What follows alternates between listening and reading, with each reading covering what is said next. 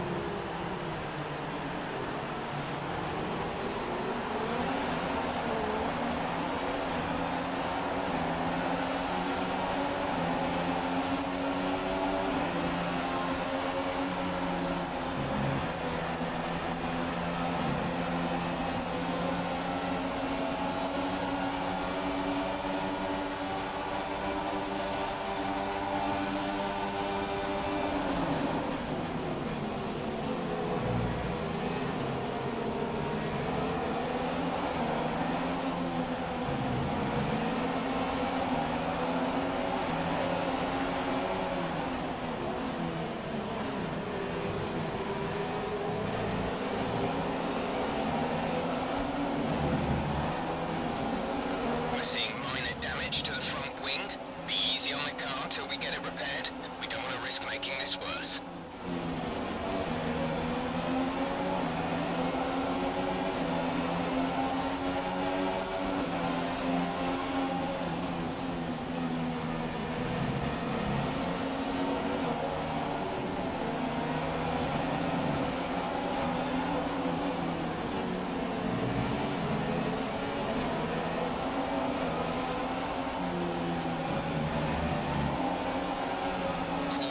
Caution, yellow flags ahead.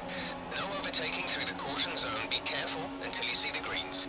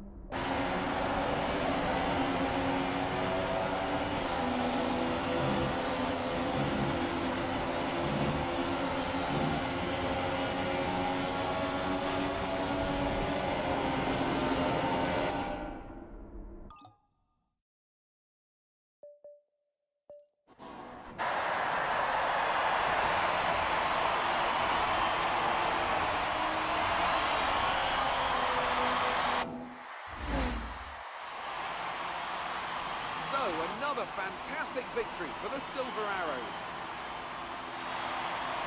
And I have to wonder, Anthony Davidson, just what set them apart from the competition here. The difference was clearly in the strategy. You could tell they'd done a lot of work on the pit wall to really optimise each stint and get the most out of the tyres. And it highlights just how much of a team sport this really is. And good credit to the driver as well, though. There's no good having a well-oiled machine behind the scenes without a talented hand on the wheel, of course. And here are our podium drivers today after that excellent race. They've excelled here, as they so often do, and it's a well-deserved victory. Mercedes, then, are on top today.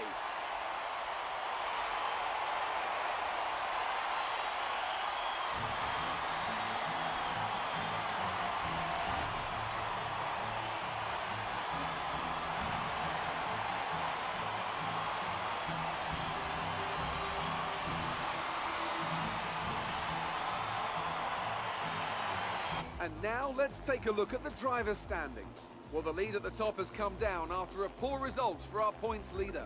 Moving on to the driver of the day then. Anthony Davidson, who would you go for? I'm going to say Carlos Sainz. It was probably one of his best drives this season, and I was thoroughly impressed. And now let's take a look at the constructors' standings. Mercedes have extended their lead at the top of the standings. Meanwhile, Ferrari have improved their position. A strong weekend from them as they fight their way towards the top. That's it for today's Grand Prix, and from Ant and I, it's goodbye and see you again next time.